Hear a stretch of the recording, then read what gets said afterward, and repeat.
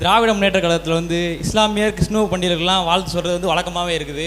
அது மாதிரி இந்த நம்ம கலைஞர் டிவியில் போடும்போதும் அது கிறிஸ்துவ பண்டிகைகளுக்கு இந்த மாதிரி பண்டிகைகளுக்கெல்லாம் சிறப்பு செய்தி போடும்போது இது கிறிஸ்மஸுக்கான நிகழ்ச்சின்னு போடுறாங்க. அது இந்த விநாயகர் சதுர்த்தி இந்த மாதிரி இப்போ இந்துக்களுக்கான பண்டிகைகளுக்கு வந்து அந்த மாதிரி போடுறது இல்லை. இது ஏன் கொஞ்சம் தெரிஞ்சுக்கலாமா? திராவிட வரலாறு வருது. சரி பரவாயில்ல, கேட்டீங்களா? தான் எல்லாரும் கேட்டு. அதாவது பெரியாருடைய இயக்கம், திராவிட இயக்கம் எந்த மதத்தையும் ஏற்றுக்கொள்ளவில்லை. எந்த மதத்தையும் நம்ம ஏற்றுக்கல. ஏன்னா எல்லா மதத்திலையும் மூடநம்பிக்கை இருக்குது. உட்காருங்க. எல்லா மதத்திலையும் மூடநம்பிக்கை இருக்கிறது. எந்த மதத்தையும் நாம் ஏற்றுக்கொள்ளவில்லை. ஒன்று.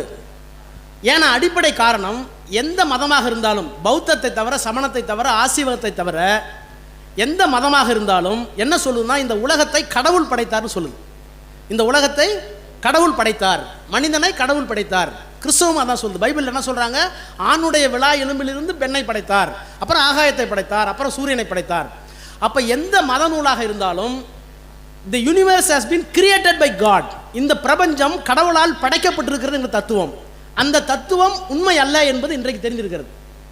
அப்போது எல்லா மதத்திலேயும், கிறிஸ்துவத்திலையும் இஸ்லாமத்திலையும் மூடநம்பிக்கை இருக்கிறது. அந்த மூடநம்பிக்கையை நாம் ஏற்றுக்கொள்ளவில்லை. ஆனால் கிறிஸ்துவ மதம் ஒருவரால் முன்மொழியப்பட்டு அவரால் சொல்லப்பட்ட சித்தாந்தங்கள் சரியோ தவறோ, இயேசு கிறிஸ்து தோன்றியதற்கு ஆதாரம் இருக்கிறது. அவர் சொன்ன போதனை நடப்பில் இருக்கு. அதே போல இஸ்லாம் மதம், அல்லாஹ் என்கின்ற ஒரு கடவுள், அதனுடைய இறை தூதர், அவர் பேர் என்ன? முகமது சல் என்று சொல்லுகிறார்களே, முகமது நபி தோன்றியதுக்கு வரலாற்று ஆவணம், கிறிஸ்து தோன்றியதுக்கு வரலாற்று ஆவணம். அவர் சொன்னதற்கெல்லாம் காரணம் இருக்கு. அது உண்மையா பொய்யா விமர்சனம் அப்புறம். ஆனால் அவர்கள் பிறந்த நாள் கிறிஸ்மஸ், இவர் பிறந்த நாள் ரம்ஜான். இப்போ தீபாவளிக்கு ஏன் வாழ்த்து சொல்லன்னு கேட்டா, தீபாவளி இப்போ அது வந்து பகுத்தறிவு ரீதியாக ஒரு மனிதன் பிறந்தார், இயேசு கிறிஸ்து பிறந்தார், அவர் சில கொள்கைகளை சொன்னார். அந்த கொள்கைகள் எனக்கு உடன்பாடோ இல்லையோ, ஆனால் அது உண்மை, சரித்திர நிகழ்வு. அந்த மார்க்கத்தை பயன்படுத்துகிறவர்களுக்கு ஒரு வார்த்தை சொல்வது மனித நேயம். இஸ்லாம் ஒரு மனிதனால் தோற்றுவிக்கப்பட்ட இறை தூதன் என்று சொல்லப்படுகின்ற, வழங்கப்படுகிற ஒருவரால் தோற்றுவிக்கப்பட்டது. அவர் ஒன்றும் பெரிய மாயாஜனெல்லாம் பண்ணல. நான் மனுஷன்னா அதை சொன்னதை ஃபாலோ பண்ணுனாங்க. அதில் ஃபாலோ பண்ணுறது நமக்கு பிரச்சனை இருக்குது. பெண்கள் பரதா போடுறதுல இன்னமும் எனக்குலாம் உடன்பாடு இல்லை. ஆனால் ஒரு நெறியை சொன்னார், அந்த சமூகம் இருக்கிறது, அவருக்கு வாழ்த்து சொல்கிறோம். இப்போ இந்துக்களுக்கு எதை வாழ்த்து சொல்லுவீங்க? இப்போ தீபாவளிக்கு என்ன வாழ்த்து சொல்லணும்?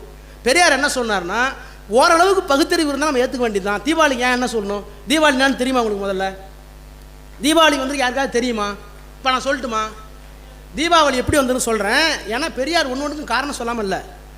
அதாவது இந்த பூமாதேவி இருக்குல்ல, நம்ம ஆள்ற பூமி, இந்த பூமியை பத்மாசூரன் என்கிற ஒரு அசுரன், முதல்ல நல்லா தெரிஞ்சுங்க, அசுரன்னாவே அவன் திராவிடன், தேவர்னா அவங்க எல்லாம் பிராமணால். இந்த தேவர்களுக்கும் அசுரர்களுக்கும் நடந்த போராட்டம் தான் உண்மையான மனித போராட்டம். இதை நான் சொல்ல, ஜவஹர்லால் நேரு உலக சரித்திரத்தில் சொல்லியிருக்கிறார். திராவிடர்களுக்கும் ஆரியர்களுக்கும் நடந்த போராட்டத்தினுடைய விளைவு தான் இந்த கட்டுக்கதெல்லாம் வந்திருக்குன்னு சொன்னார். அப்போது பத்மாசுரன் என்கின்ற சூரன் இந்த பூமியை பாயாக சுருட்டினான். அங்கேயே பிரச்சனை ஆரம்பிச்சிருக்கு. இந்த பூமியை பாறை சுருட்ட முடியுமா? உலகம் உருண்டையா இல்லையா?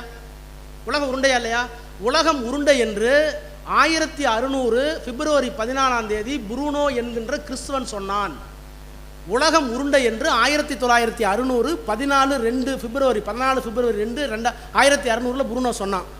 புரூனோ சொன்னப்ப கிறிஸ்துவ மதம் ஏற்றுக்கொள்ளவில்லை. ஏனென்றால் உலகம் உருண்டை என்று கிறிஸ்துவத்தில் இல்லை, பைபிளில் இல்லை, தட்டன் இருக்கு. அப்போ புருனோவை கிறிஸ்துவ மதம் உயிரோடு எரித்து கொளுத்தியது. படிச்சு பாருங்க, புருனோன்னு அடிங்க, இணையதளத்தில் வரும். அப்போ புருனோவை உயிரோடு கொளுத்தியது எதற்காக? நீ மதத்தில் சொல்லப்பட்டிருக்கிற செய்திக்கு மாறாக சொல்லுகிறாய். உலகம் தட்டை, கிறிஸ்தவம் சொல்லுது, நீ உலகம் உருண்டைன்னு சொன்னிச்சுன்னு. ஆனால் கிறிஸ்தவம் கொஞ்சம் நியாயம் செய்கிறதுக்கு 1600 பிப்ரவரி 14 உலகம் உருண்டை என்று சொன்ன அந்த புருனோவை எரித்தார்களே, 400 ஆண்டுகளுக்கு பிறகு 2000வது ஆண்டு அதே பிப்ரவரி 14 அவருக்கு ஒரு சிலையை எங்கே எரிக்கப்பட்டாரோ அந்த இடத்திலேயே வைத்து போப்பாண்டவர் ஜான் பால் 2 உலக நாடுகளிடத்தில் கிறிஸ்தவம் மன்னிப்பு கேட்கிறது, நாங்கள் செய்தது தவறுதான் கிறிஸ்தவம் சொன்னாங்க. அப்போ ஒரு மதம் அறிவியலுக்கு எதிராக இருந்தால் திருத்தறதுக்கு முயற்சி பண்ணுது. ஆனால் உங்கள் மதம் என்ன சொல்லுதுன்னா, பத்மாசுரன் இந்த பாயா கொண்டுட்டு போய் உள்ள சொரிச்சு வச்சு எங்கே? சமுத்திரத்தில். இப்போ சமுத்திரம் எங்கே இருக்குது? உலக உருண்டையில் சமுத்திரம் எங்கே இருக்குது? ஆனால் இவன் என்ன சொல்கிறான்? பத்மாசுரன் பாயாக சுருட்டி கொண்டு போய் சமுத்திரத்தில் ஒழிச்சு வச்சுக்கிட்டான். உடனே தேவர்கள்லாம் போய் முறையிட்டாங்க, பூமாதேவியை காணுன்னு. உடனே விஷ்ணு என்ன பண்ணார், கிருஷ்ணர் என்ன பண்ணுறாரு, ஒரு பன்றி உருவம் எடுத்து கடலில் போய் இந்த பூமாதேவியை மீட்கிறார். அப்படி மீட்கிற போது அந்த பூமாதேவிக்கும் அந்த பன்றிக்கும் காதல் வருது, காமம் வருது. அவர்கள் 2 பேரும் ஒரு பிள்ளையை பெறுகிறார்கள். அந்த பிள்ளை தான் நரகாசுரன். அந்த நரகாசுரன் தேவர்களுக்கு எதிராக இருந்தான். எப்பப்பெல்லாம் பிராமணர்களுக்கு எதிராக இருந்தானோ அவனெல்லாம் கொல்லணும். உடனே அதுக்கு வதம் பண்ணி நரகாசுரனை எரித்தார்கள். இதுதான் கதை. இப்போ கிறிஸ்டியனுக்கு ஏன் சொல்ற வாழ்த்து, முஸ்லீமுக்கு ஏன் வாழ்த்து சொல்றீங்க? காரணம், தீபாவளி என்ன வாழ்த்து சொல்லுவீங்க? இந்த உலகத்தை பாயா சுருட்ட முடியுமா? பன்றி வார்த்தை எடுக்க முடியுமா? பன்றியும் பூமாதேவியும் சேர்ந்து கலவி செய்து உடல் உறவு கொண்டு ஒரு அசுரனை பெற்றுக்க முடியுமா? அறிவியலுக்கு எதிராக இருக்கிற காரணத்தினால், பகுத்தறிவுக்கு ஒவ்வாத இருக்கிற காரணத்தினால் இந்து பண்டிகைகளுக்கு நான் வாழ்த்து சொல்லுவது இல்லை, அவ்வளவுதான்.